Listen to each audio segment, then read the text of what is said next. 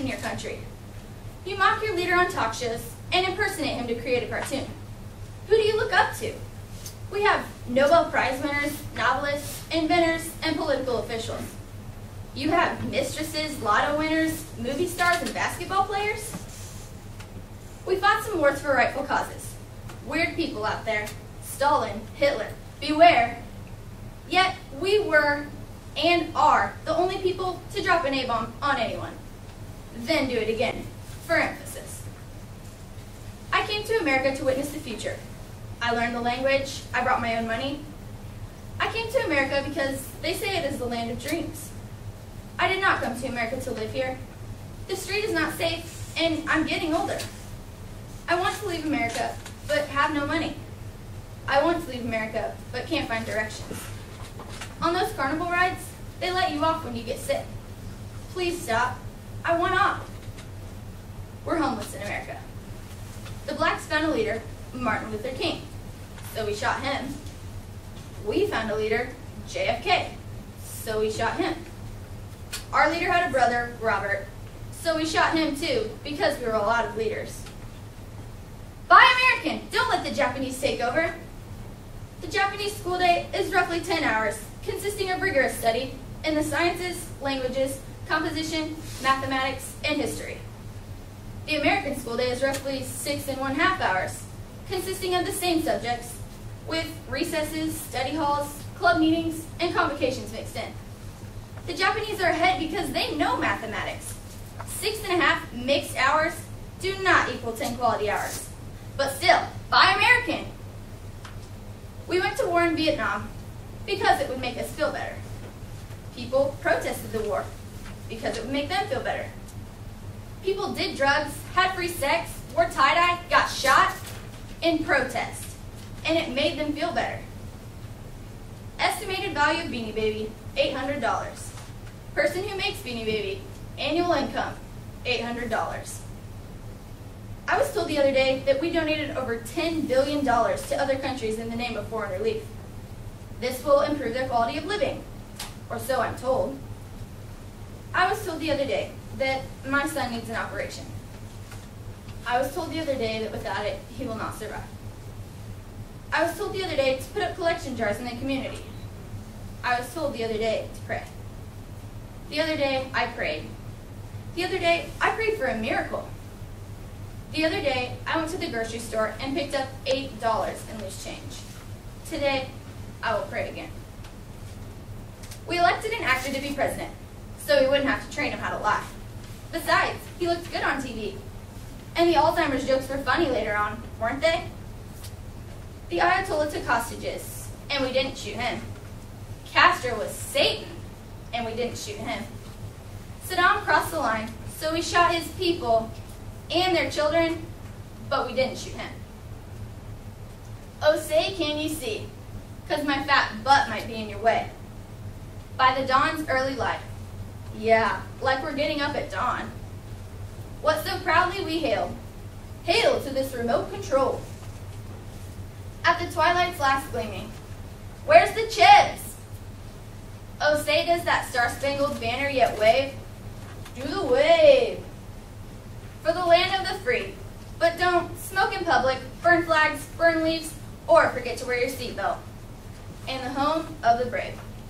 Heck, let's just drop an A-bomb. We sit in our air-conditioned condominium with our Volvos and our email and voicemail and cupboards full of food and 32-inch TVs with 73 channels and cordless phones and power tools and jet skis and mutual fund reports and guest watches and 2.5 kids and a Dalmatian named Spot. And we say that we deserve it because we're American and we buy it every time.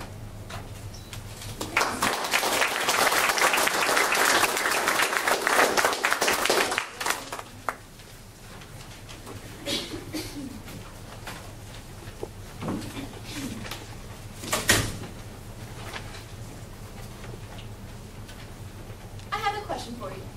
What's itsy bitsy, teeny weeny, and yellow polka dot? Ding ding ding, you are a winner. It is a bikini.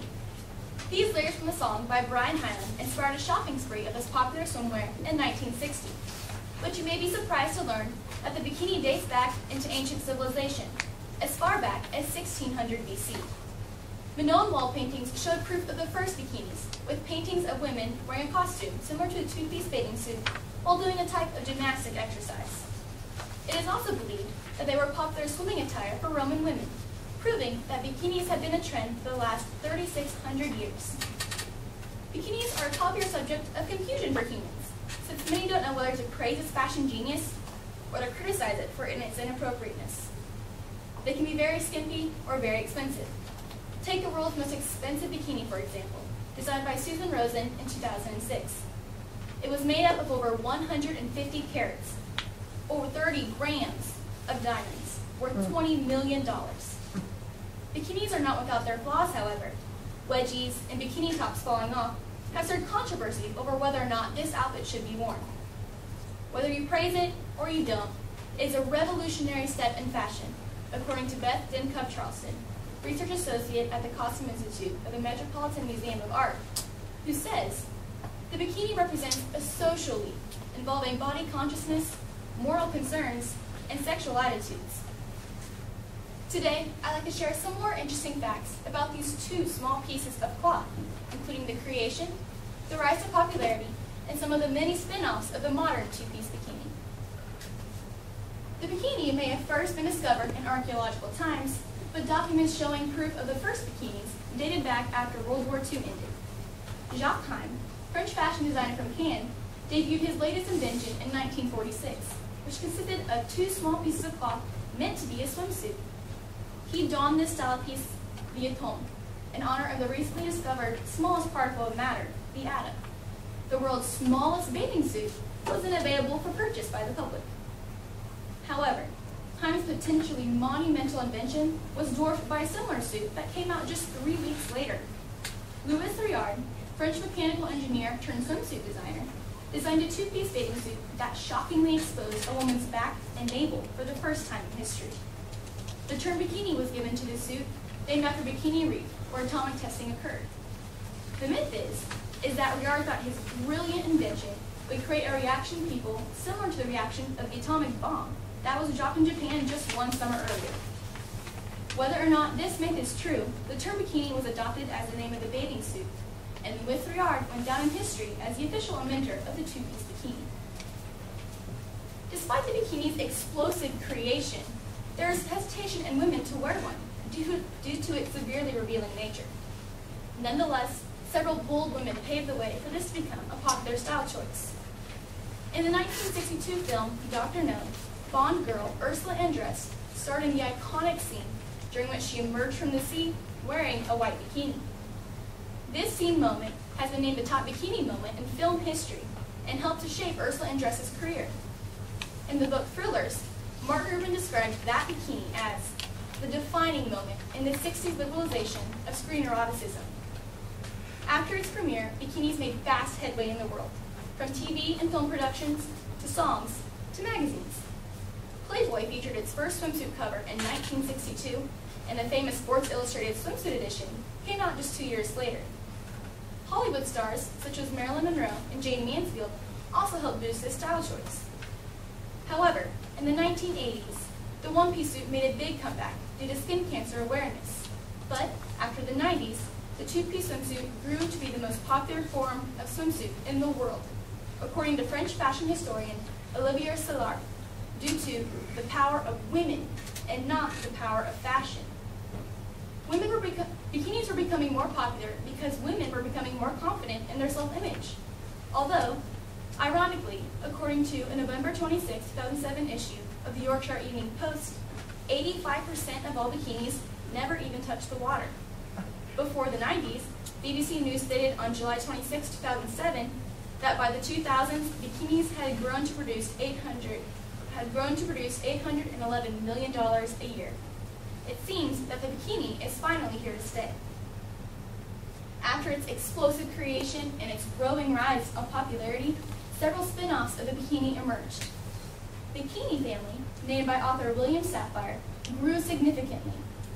Several variations of the bikini were available, but the more popular forms of the bikini include the tankini, which covered the breast and the stomach, much like a tank top, and covered the groin and the buttocks, exposing a small area of skin between the belly button and the hips. The burkini, which covered the whole body and the head, but not the face, much like a diver's wetsuit, and the monokini. Monokinis perhaps caused the greatest uproar of all, since they consisted of only a bikini bottom, exposing the breasts. They were proclaimed immoral and were banished by the Vatican. Its creator, Rudy Grunreich, defended his creation by saying, "Sex is in the woman, not what she puts on." He then went on to create another body-bearing suit called the tanga suit, or the Brazilian thong, which consisted of a much thinner bottom. A tan-through swimsuit was created in the 1970s, but skin protection quickly eliminated its popularity. Perhaps one of the more humorous variations of the bikini was the top secret bikini. This bikini looked normal to the eye, but it contained hidden inflatable cups in the top that, when inflated with air, would make a flat-chested person look curvier.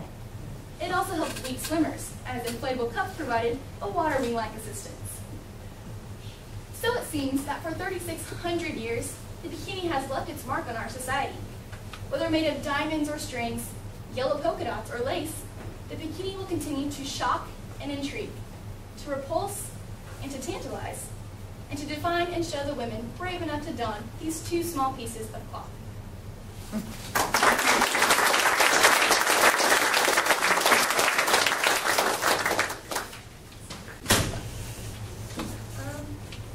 Let me start off by saying this isn't one of those stories where you get to meet the main character and you start to like them for a while, and then they die at the end. Because I hate those stories. See, I would never want to make you cry. I just want to tell you about my brother Mick. That's all. For 14-year-old Phoebe, the loss of her brother Mick is life-changing. But she comes to find out, even though he only lived for 12 years and 5 months, he actually did make a difference. And she vows to keep him remembered. Mick Hart Was Here by Barbara Parks. It was an accident, you see. He was just riding his bike. He wasn't dodging in and out of traffic, and he had both hands on the handlebar, but he just hit a rock, and he went skidding into the back of the truck, and that was it. And you know my brother Mick, he didn't want to wear no helmet, because wearing a helmet meant he would look like a doofus. And it's not that he was committed, it's just, well, my mother made the mistake of showing him his christening gown when he was 8 years old. He never really got over that one. You know, I'm only 10 months older than him. I was planned and he was a surprise, but he loved that. He used to always tease my parents that he could outsmart 2 chemistry majors with birth control pills even before I was born. He was funny. We pulled some pretty big capers together. My favorite was when the jacket was just getting full.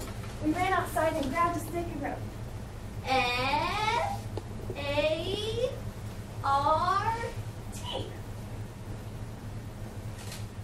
I was just learning how to spell and he was just learning how to print, so I thought it was a pretty good idea. It's funny, when your father sees that, he just loses his humor. And then my mother comes running out. She makes us stand in a line and solemnly swear to tell the truth. And of course we did. And then she asked who did it, and Nick steps forward and says, "A monkey did it!" And so we continued with the story about how a monkey ran up into our driveway and wrote the word fart. And to make it even more believable, the monkey's name was Zippy, and we saved the day by chasing him all the way back to Africa. You know, I have this thought, this memory. Like, I've never been able to remember my parents' anniversary in time to give them a card.